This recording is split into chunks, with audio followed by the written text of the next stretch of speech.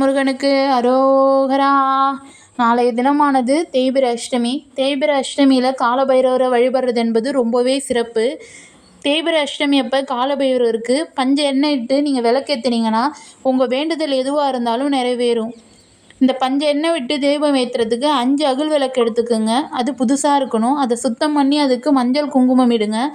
விளக்குல எண்ணெயோ நெய்யோ போடுறதுக்கு முன்னாடி முதல்ல நம்ம திரி தான் போடணும். ஃபஸ்ட்டு திரி போட்டுக்கோங்க. அதுக்கப்புறம் ஒவ்வொரு அகல் விளக்குலையும் ஒவ்வொரு எண்ணெயாக போடணும். பசு நெய், நல்லெண்ணெய், இழுப்பெண்ணெய், தேங்காய் எண்ணெய், விளக்கெண்ணெய், இந்த 5 எண்ணெயும் 5 அகல் விளக்கில் போட்டுட்டு விளக்கு ஏற்றுங்க. ஒரு தீபத்தை ஏற்றி 5 விளக்கு ஏற்றக்கூடாது, தனித்தனியாக ஏற்றுங்க. இந்த விளக்கை ஏற்றிட்டு நீங்கள் காலபைரவர்கிட்ட உங்கள் வேண்டுதலை வைங்க. எந்த ஒரு வேண்டுதலாக இருந்தாலும் சரி, நம்ம இந்த பரிகாரத்தை செய்கிறோம், நம்மளுக்கு கண்டிப்பாக நல்லது நடக்கும்னு நீங்கள் மனசார அதை நம்புனீங்கன்னா அது எந்த வேண்டுதலாக இருந்தாலும் பலிக்கும். உங்களுக்கு குழந்தை இல்லையா, வியாபாரத்தில் நஷ்டமா, இல்லை கடன் தொல்லையாக இருக்கா, எதிரிகள் தொல்லையாக இருக்கா, எதுவாக இருக்கட்டும், நீங்கள் முழு நம்பிக்கையோடு அந்த காலபைரவரை வேண்டி இந்த தீபத்தை ஏற்றுங்க. ஏற்றிட்டு காலபைரவர் அஷ்டாங்கம் இதை நீங்கள் கோயிலே உட்காந்து படிங்க. இந்த பரிகாரத்தை நீங்கள் கோயிலில் தான் செய்யணும்.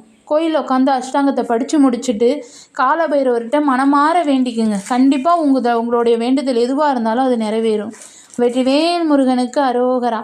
இந்த சேனல் உங்களுக்கு பிடிச்சிருந்தா, இந்த வீடியோ உங்களுக்கு பிடிச்சிருந்தா லைக் பண்ணுங்கள், ஷேர் பண்ணுங்கள், சப்ஸ்கிரைப் பண்ணுங்கள். வெற்றிவேல் முருகனுக்கு அரோகரா.